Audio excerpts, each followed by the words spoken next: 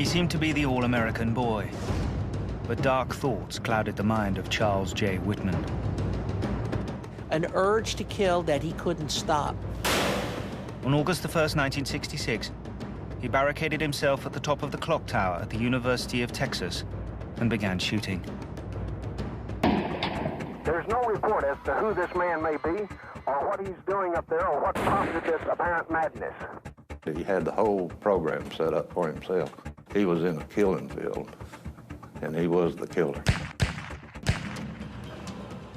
In 96 minutes, Charlie Whitman gunned down 45 strangers, killing 14. It was a murder spree that changed America forever. But everybody wants to wonder why. Well, he's just deranged.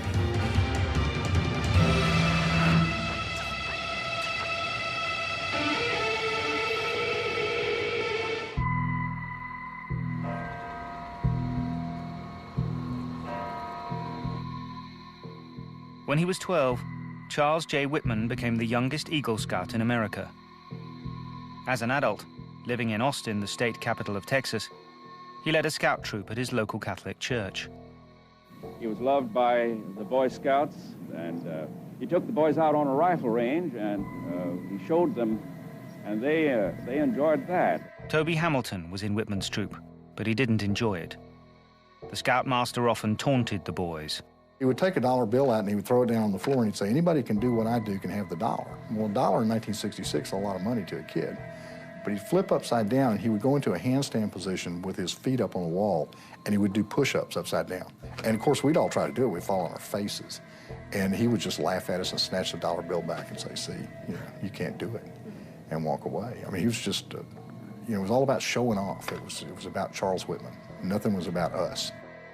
I don't know of anybody else in Austin that could shoot like he could. He'd taken us all out to a rifle range at one point, and his marksmanship skills were incredible. There didn't seem to be any reason why he felt so angry, and yet the anger was really deep-seated from his childhood. His father was a domineering presence in Charlie's life. Charles Whitman Sr. was strict and overbearing. He often beat his wife and his sons. What's tragic about that relationship is that Charles Whitman Sr. apparently didn't see anything at all unusual about that. He was the kind of a person who could associate violence and love for a family all in the same sentence. Charlie nursed a hatred for his father. His violence wasn't the only reason. Whitman Sr. constantly pressed and bullied Charlie to succeed. No matter how hard the boy tried, he could never please him, except when it came to his aptitude for guns. His father kept a gleaming collection of over 60 firearms at their home. By the age of 12, Charlie was an expert shot.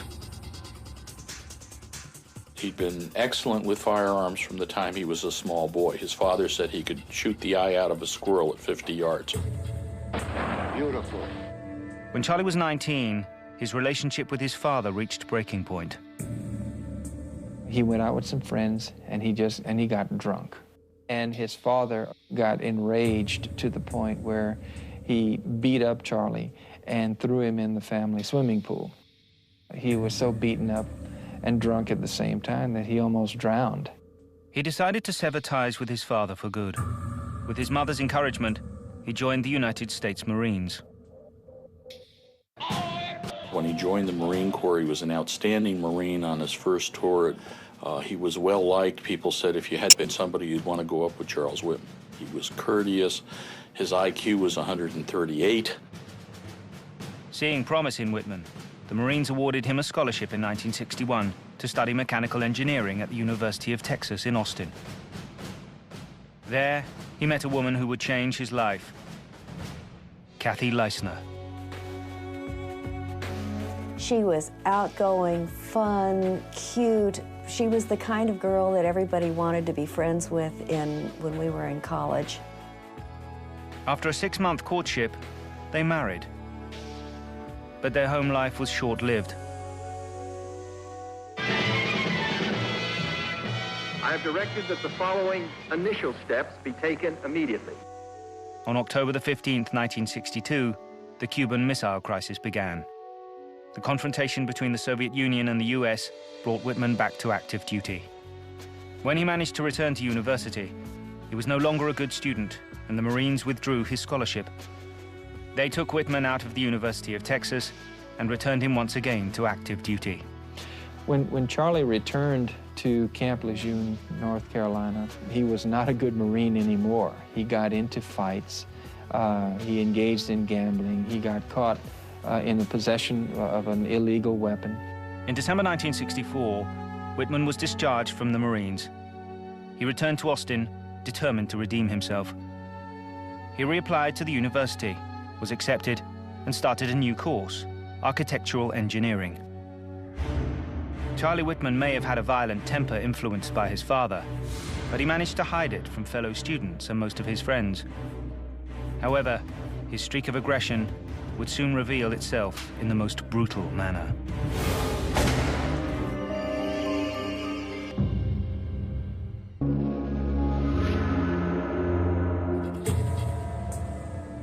Charles Whitman returned to the University of Texas to resume his engineering studies after being discharged from the Marines.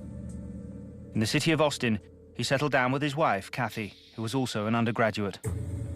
On the surface, everything seemed normal, but below a calm exterior, an aggressive personality seethed. He does seem to have been the type of person who did not have much resilience, who was a rigid temperament, probably because his father was as well. And so he would have stored up that anger and the grievances he had so that it really didn't matter if he had friends and had family and whatnot. He still was an angry young man.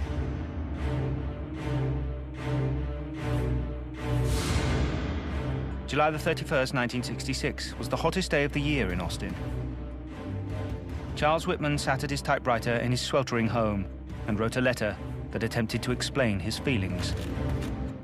I don't quite know what compels me to write this letter. I don't really understand myself these days. I'm supposed to be an average, reasonable and intelligent young man. However, lately, I've been a victim of many unusual and irrational thoughts. The 25-year-old was about to put those irrational thoughts to a deadly purpose.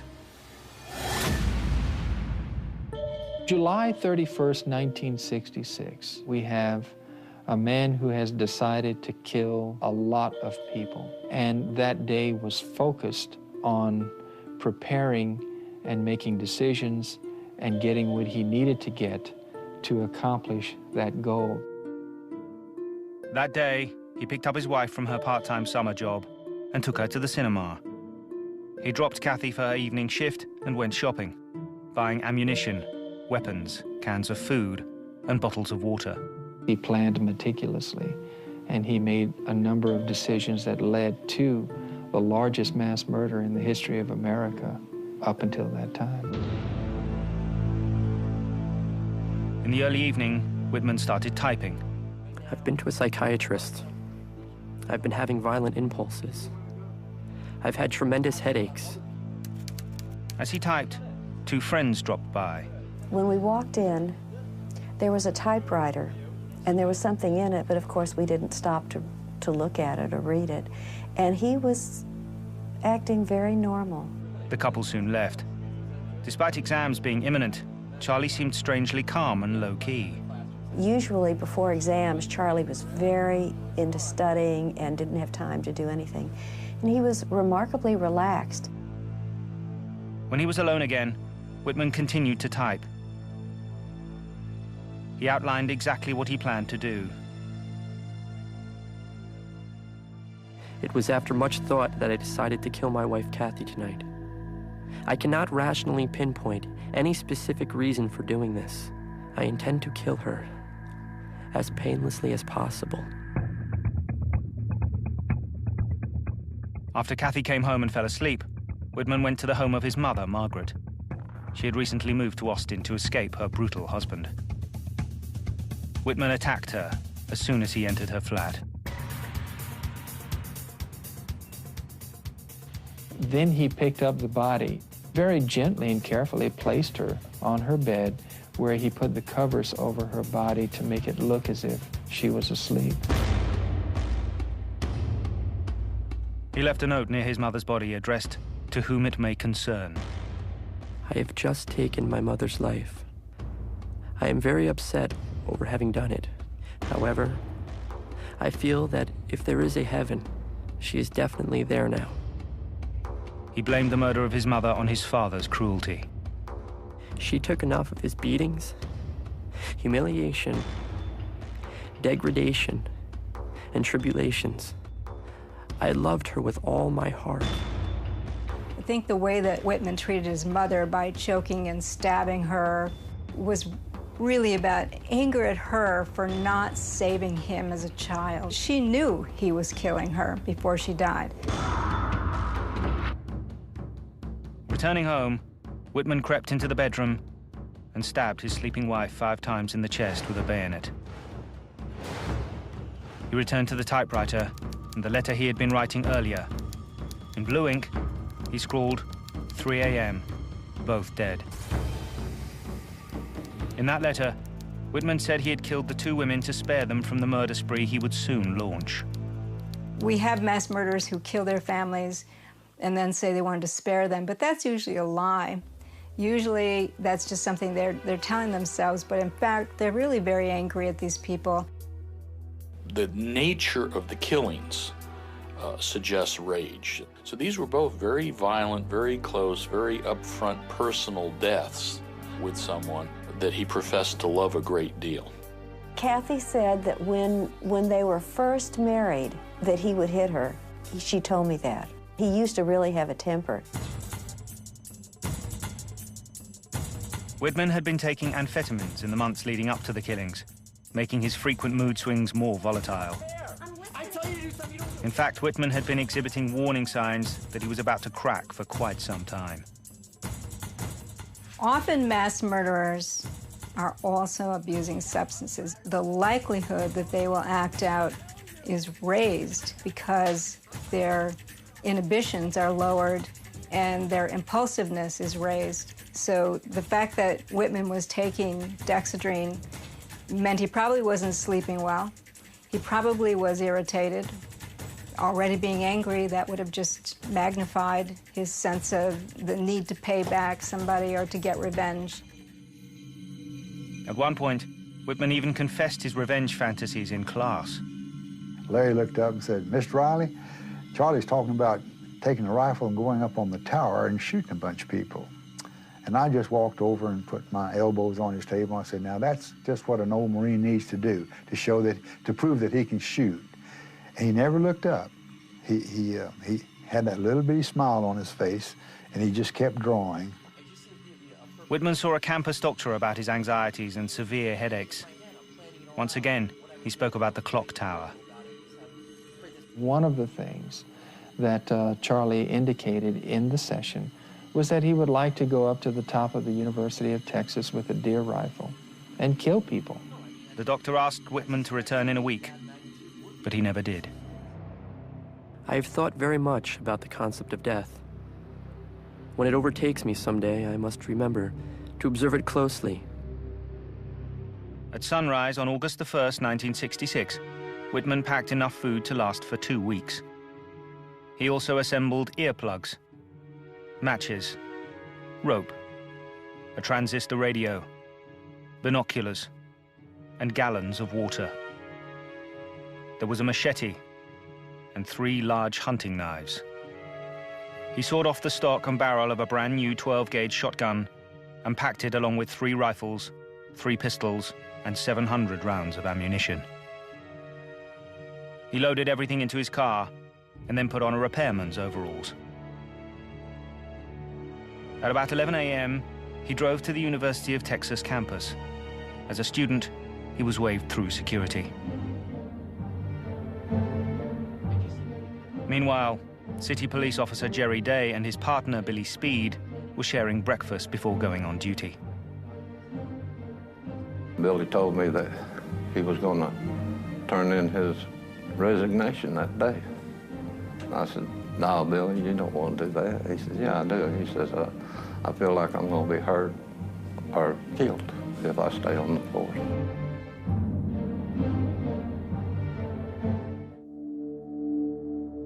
When Charles Whitman arrived on campus, he headed to the university's clock tower, a local landmark built in the 1930s. It dominated the Austin skyline, attracting 20,000 visitors a year. Whitman parked nearby and took his equipment to the tower's lift, which carried him to the 27th floor. Below on the campus, students and staff walked around as normal. I remember very clearly the weather that day. It was extraordinarily hot. It felt like it was about 100 degrees.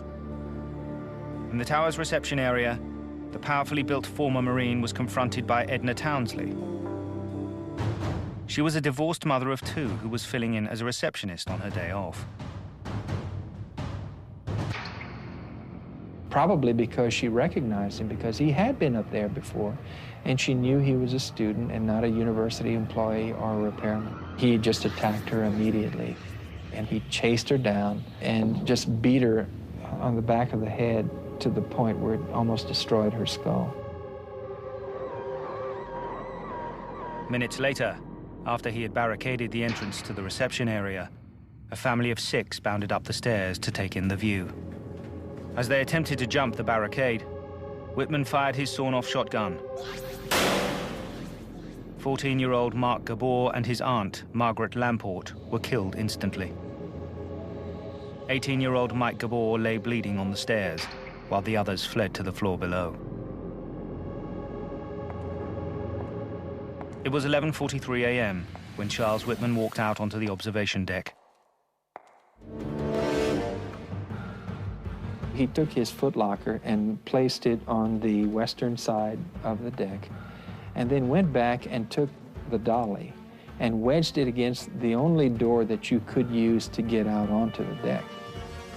And so he took guns and he spread them out, guns and supplies and a bunch of different things, and he spread them out in all directions so that he could run from one place to the next and shoot. The university green stretched out on 3 sides in idyllic summer mode, with students strolling the walks across campus between classes. August 1st, 1966 was a typical, hot, steamy August day in Austin, Texas. Summer school was in session on the campus. Certainly there was nothing to suggest that day anything out of the ordinary was going to go on. You know, it was a very sunny summer Texas day with no clouds in the sky and a very peaceful college campus environment, you know, that we were in. At a cafe on busy Guadalupe Street, on the 4th side of the tower, Forrest Priest was taking his usual daily lunch break with friends. Well, our lunchtime conversation ran over by about 5 minutes, which I think was instrumental in saving my life. Any other day that semester, I'd have been in the middle of the main mall. Charles Whitman had chosen his sniper's nest with care. The clock tower's walls were more than 30 centimeters thick, making his position almost impregnable from below. Behind the imposing parapet, he had a bird's-eye view in every direction. It was a spot he had thought of often. 5 years before he did it, he looked at the tower and then looked at a friend and said, "That would be a great place to go up with a deer rifle and shoot people." His friends hadn't taken that kind of talk seriously. Now what had been considered a joke was becoming a cruel reality. Squinting through his scope, Whitman first targeted Claire Wilson, an 18-year-old student who was 8 months pregnant. If he had wanted to, he could have placed a bullet between her eyes. But instead, he went down the body and zeroed in and focused on a fetus and killed an unborn baby as his first target. The bullet pierced Claire's abdomen and killed her unborn child. As she fell, her boyfriend, Thomas Ekman, bent down to help her.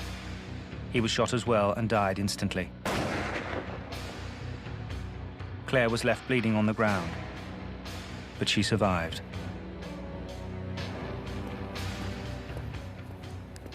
The first thing that I noticed was a loud report from the firing of a rifle. I began to hear people screaming. Someone standing fairly near me, next to the Student Union building, shouted at me that someone was on the tower firing. As he got closer, Cliff Drummond came upon a scene of pandemonium, as victims dropped and people ran for cover from the sniper in the tower. The cashier said, you guys better not go out there, somebody's shooting a gun. He was popping out, selecting a target, focusing in on it, and firing and pulling back in a matter of a very small number of seconds. This was not the act of a person who didn't know what he was doing. It's the act of someone who is preparing for, in his own mind, a war. Charles Whitman's assault on Austin came without warning. Nothing like it had ever happened previously. There had been many mass murders in America, but their drama had been played out in private. Never before had a gunman taken aim on complete strangers in a public place and methodically gunned them down. The thing that stopped everyone and made them probably more of a target than they would have been normally, they couldn't believe what was happening. They froze and they looked up at that tower. What's going on here? And then wham, they're hit. Robert Boyer, a professor of mathematics who was due to take a position at Liverpool University in the autumn, lay dead on the South Mall. You have a man here on top of computations. They're pretty bad. Need an ambulance here. Thomas Ashton, who was attending a course before starting volunteer work in Iran, lay mortally wounded. 4 minutes after Whitman opened fire, Austin police started to arrive. We've got a shooting. I don't know the details as yet, but we got all the units going out there. This subject's on tower with a rifle. More than 100 city policemen, the Highway Patrol, and Texas Rangers began to converge on the campus. At first, it was not clear what tactics to use against the sniper. Charles Whitman had everybody pinned down, but eventually, the bravery of a few officers would end the carnage.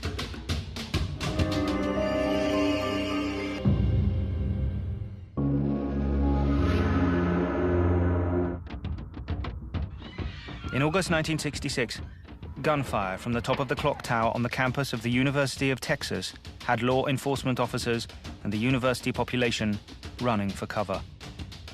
One of the first City of Austin policemen to arrive was Houston McCoy. I looked up there, and on the north end there was one shot. Then right in the middle there was a shot, and then on the south end there was a shot. Whitman had positioned weapons on every side of the tower, shooting from east, west, north, and south. He gave the impression that there was more than one sniper. I thought there was at least 3 of them right there, you know. It was a time of uncertainty in America. The thing that hit my mind is with all these political factions going on and everybody saying there's going to rebel against America and all this stuff, and just thought that this might be the time the revolution had started, you know. Radio reporter Neil Spelse was one of the first newsmen on the scene. You know, as you drive up to the campus, you hear sirens, you hear bullets, you see people running, you see people screaming, and so I started broadcasting right away. This is Neil Spelse in Red Rover on the University of Texas campus. This is a warning to the citizens of Austin. Stay away from the university area. Traffic is now converging on this area, and there is a sniper on the university tower firing at will. Patrol Officer Jerry Day responded to the emergency shortly after the shooting began. And the first thing I saw was 2 young ladies about 17, and they were shot down. One of them apparently was still alive, but in terrible shape. Her whole chest was blown out. He is definitely under the clock on the south side, and police are returning the fire at the sniper. There's no report as to who this man may be, or what he's doing up there, or what prompted this apparent madness. I just knew I had to do something. I mean, you see those bodies laying everywhere, and this got to be stopped. As the bloodshed continued, people risked their lives to try and rescue the wounded and dying. Grant, how many have you gone out to rescue? Today, 2. What did you have to do? Run hard and keep low. Did you have any trouble getting them up, or did any shots come close to you while you were out there? No shots came close to me. Just the last one. He was dead. He was dead weight. He was a little hard to pick up, too limp. Not like someone who's knocked out. How many have you seen that are dead today? Just one. I hope not anymore. Cliff Drummond spotted one victim slumped against a parking meter. Not moving at all, and it was clear that there was some blood around his face and neck. He and another student made a dash into the line of fire to help him. We took off, and it was then that, without hearing any shots, I had a very definite understanding that the pavement was exploding around us. We picked this young man up, who had obviously been shot in either the throat or in the mouth. And a car came racing down the drag, saw that we were there, and it screeched to a stop. They opened the back, we picked the young car, and they roared off south down the drag.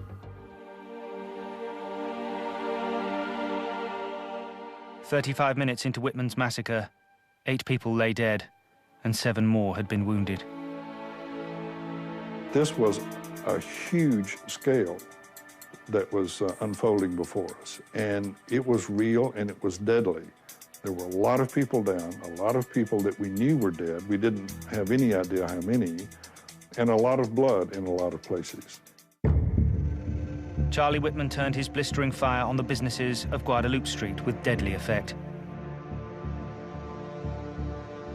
Recent high school graduates, Paul Sontag and Claudia Rutt, were both shot dead. A teenage paperboy was picked off while riding his bike. Forrest Priest was running down the street, moving quickly to his right, when something made him stop. And approximately 10 seconds after that, a very high-power rifle bullet came past my right ear, and it hit a gentleman named Harry Walchuk, who was standing inside a little newsstand to my right.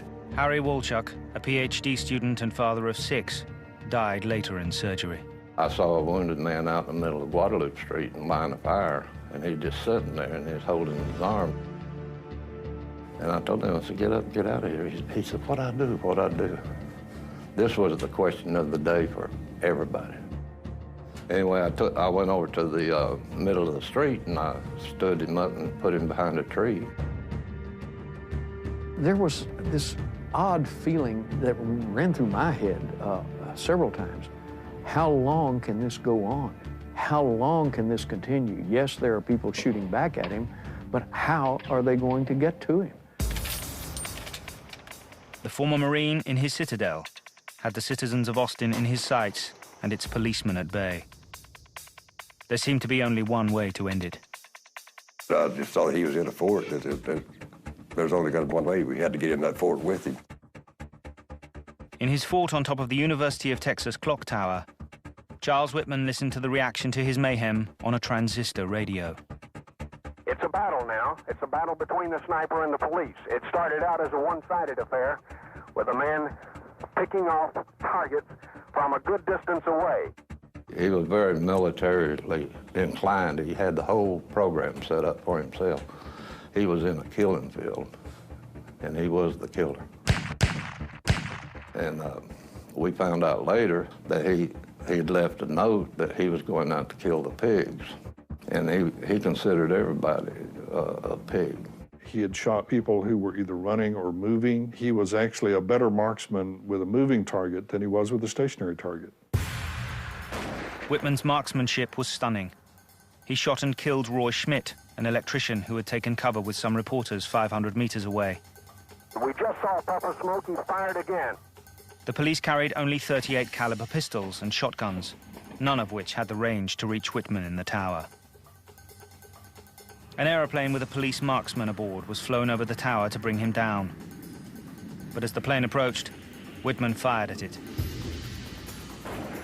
But Whitman is sitting there on top of that with a place to rest his arms and look up at that plane and fire a shot. And that plane got out of there quickly, or it would have crashed, because he could have brought the plane down. His marksmanship allowed him to bring down a policeman. There has been a report of a policeman that has been shot.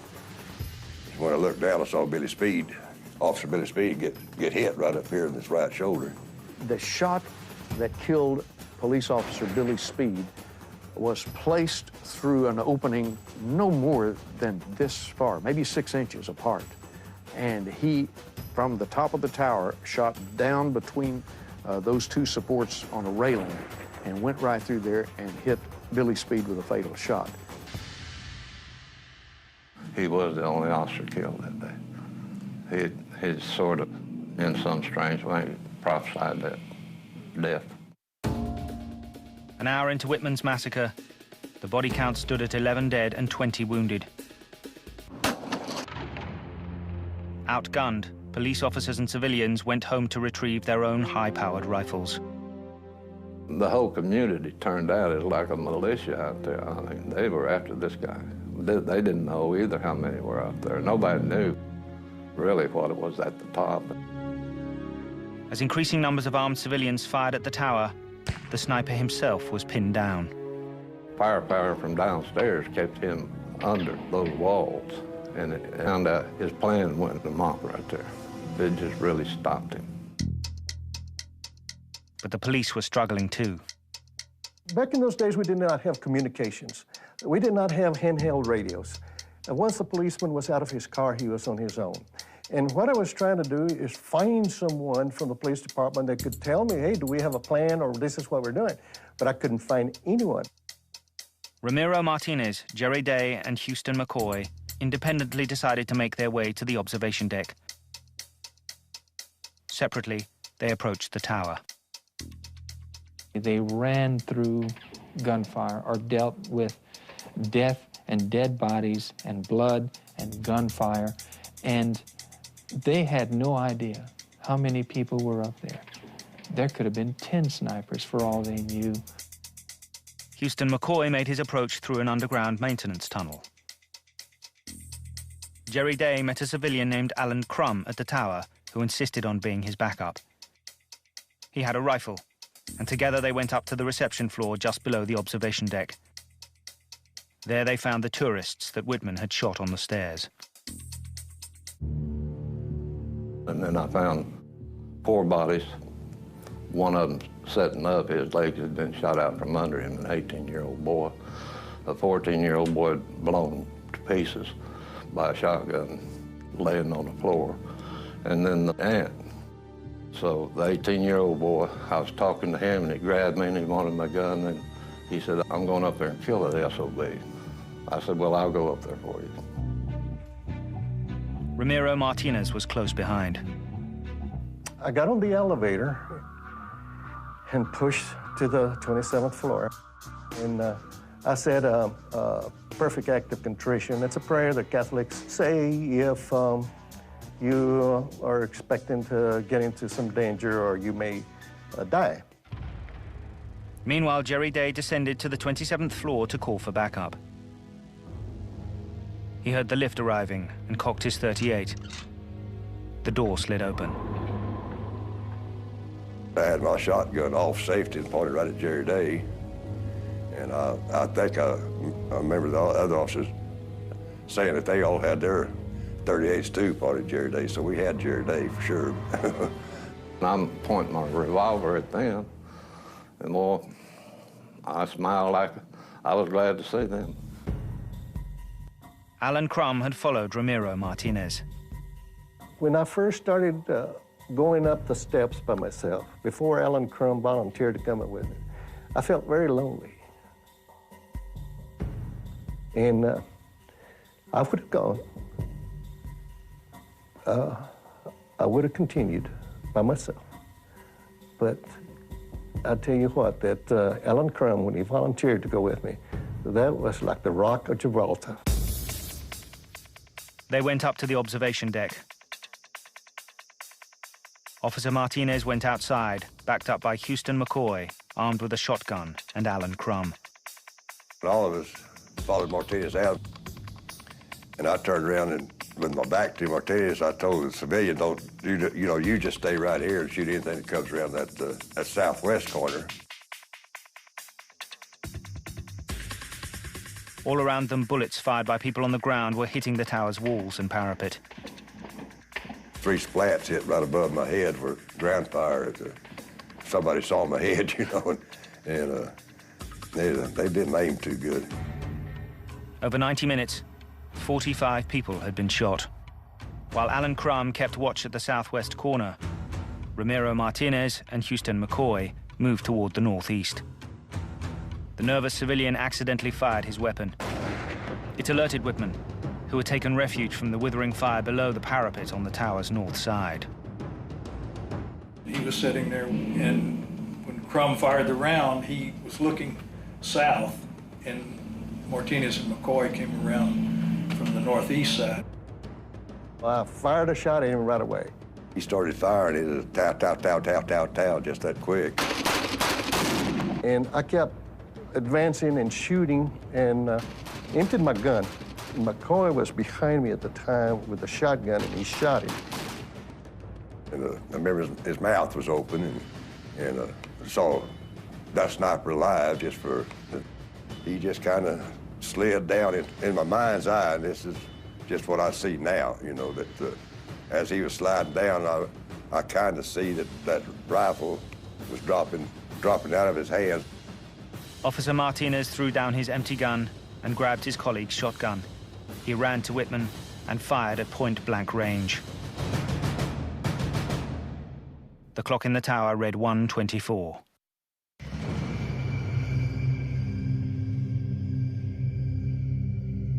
I was just being like a robot. But when I saw this dead guy, right then I became a human being again. I had fear. I could feel the heat. I could feel the strain. My adrenaline had stopped pumping. My knees just kind of buckled. My legs felt like rubber. And I said, I need to get the hell out of here. So I told Martinez, you go tell Jerry Day to call the Austin Police Department, have the Austin Police Department announce over the radios that it's all over. After that, Martinez run downstairs hollering, I got him, I got him, I got him. This is Neil Spells with a bulletin from the KTBC radio newsroom. The sniper is dead. It didn't seem like 90 minutes, it seemed like a few minutes, but then it seemed like 1,000 years. And it seemed like we were all in war. As word spread, people gathered silently beneath the tower. From out of nowhere, it just seemed like people came pouring in from everywhere. And we went about the business then of taking the bodies down. The receptionist that had been killed on the tower, Phil Counter and I found an old army blanket. It might have even been one of Whitman's. We used that for a gurney or a stretcher and took her down in the elevator. There were literally a few thousand people there, very close. It was extremely hot. It was now extremely quiet. And there were guns everywhere. Everyone had the muzzles pointed up and, down at the street as they brought down the Gabors and later brought down Whitman. And people then began to quietly disperse and go their own way. But it was very sad in Austin that night. In the aftermath of the mass murder in Austin, some who knew Charles Whitman were shocked and amazed. He was always kidding and joking and just full of life, and I liked to be around him. Bad enough with what he did with people, but the idea of killing Kathy and his mother just seemed incomprehensible because he just cared so much about them. Charles Whitman was dead, but could there be an explanation for his butchery?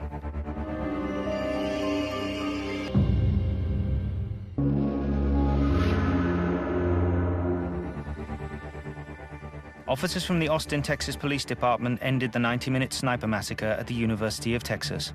Once Charles Whitman was himself dead, people wanted to know why he had become a mass murderer.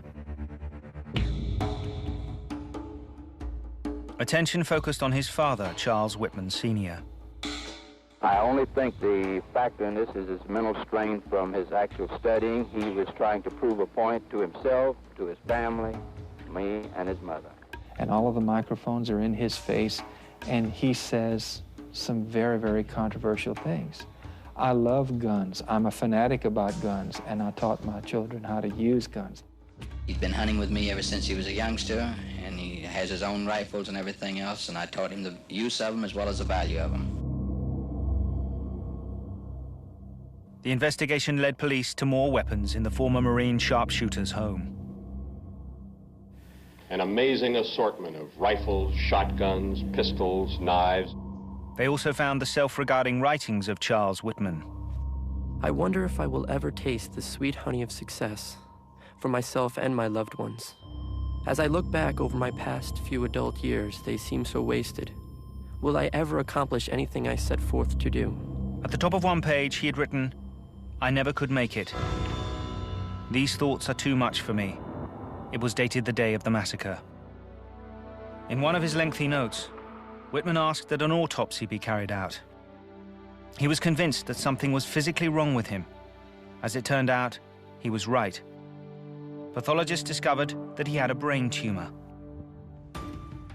It was determined that he had a glioblastoma multiforme, which is a later stage, virulent, aggressive, malignant tumor. And they said that that tumor was adjacent and involving a structure called the amygdala. And it's not uncommon for people with tumors of the amygdala to have rage episodes or rage attacks. One of the symptoms of this type of tumor is hypergraphia, an uncontrollable urge to write. I don't quite know what compels me to write this letter. I don't really understand myself these days. He felt very strongly that he just had to write. And although it may have been incriminating, he couldn't control it. He just had to put it on paper. The final death toll for Charles Whitman's murderous spree is 16 dead and 32 wounded. The 16th victim, David Gunby, died in 2001 of complications from a wound inflicted on August the 1st, 1966. But the victims weren't all in Austin. Something in America changed that day. What he did changed a lot of things in this country. I think it really did take away our sense of safety in public places. I think Charles Whitman's legacy is that he left us with a sense of place that was no longer private and safe, that we always have to kind of look around a little bit. And that's a horrible legacy to have left behind. On the University of Texas campus, there is a memorial garden dedicated to the victims. However, for Frederick Preece, the clock tower remains a potent symbol. It's kind of served as a marker in my life that when things haven't gone so well for me, I start saying, well, buck up. If you'd been standing a few feet to your right, you probably would have been shot that day and you wouldn't be alive, so come on, make the best of it, you know. For the men who stopped Whitman that day, it is impossible to forget. It never goes away. It's implanted in your mind, and it surfaces. But it's only a thought now. Whitman's spirit still lives there. In effect, he might have gotten what he wanted. So after I'm gone, people are going to forget me, but when they go around the University of Texas Tower, they'll say Charles Whitman. So his name will live on. And that's sad to see.